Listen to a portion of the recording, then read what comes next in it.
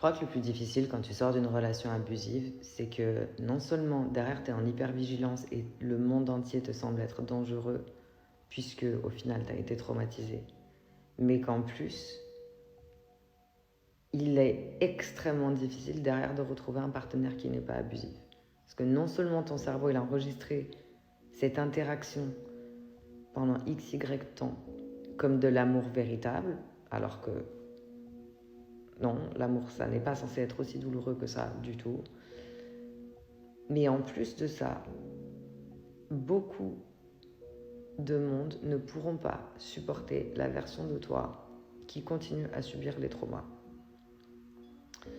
Alors oui, on pourra me dire, oui, mais dans ce cas-là, c'est pas la bonne personne, blablabla. Ouais, ok. On est d'accord que ça permettra d'éliminer quand même un bon paquet de personnes. Mais la plupart des gens ne peuvent pas et ne comprennent pas ce que c'est qu'un trauma. Et la plupart des gens vont penser que vous faites de la comédie, que c'est pas sérieux, que de toute façon t'es debout là, tu marches très bien, donc si tu dois pas être traumatisé, les gens ne comprennent pas en fait.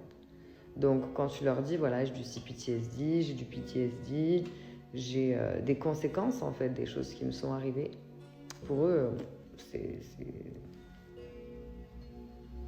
comme si tu lui parlais une autre langue en fait.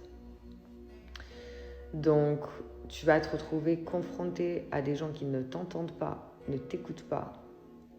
Derrière, tu ne te sentiras pas vu. Derrière, tu te sentiras trigger. Ces gens-là ne comprendront pas pourquoi tu es trigger. Et tu vas rentrer dans des problèmes de communication extraordinaires.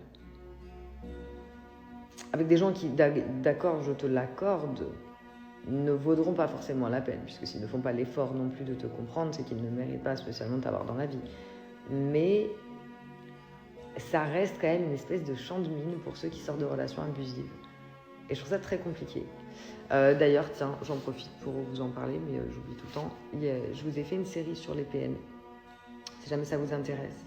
Et bien sûr, on n'oublie pas de poser des questions. Mais je réfléchissais à ça, voilà, à toutes les conséquences et toutes les liaisons, toutes les connexions qui se font. Et la difficulté du chemin de traverse que vous avez à passer une fois que vous êtes sorti de là. Et c'est quand même pas rien. Évidemment, tu n'as pas à faire ça tout seul, tu sais où me trouver si tu as besoin d'aide. On n'oublie pas de cliquer les liens qui sont sur la page TikTok parce que sinon ça ne sert à rien. Je vous aime fort, je vous envoie plein d'amour et de lumière et rappelez-vous, vous allez réussir à obtenir tout ce que vous voulez.